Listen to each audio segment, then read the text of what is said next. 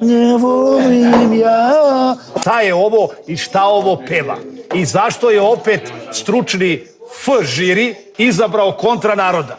Znači, ovo će dode tamo, ovo nešto, Teodora, zato što je stručni žiri nadglasao narod. I nije otišla pesma koja slavi srpsko Kosovo i koja sve šiptarske hejtere, ubila u pojam, nego je otišla Teodora, koja peva nja, nja, nja, nja, nja, nja.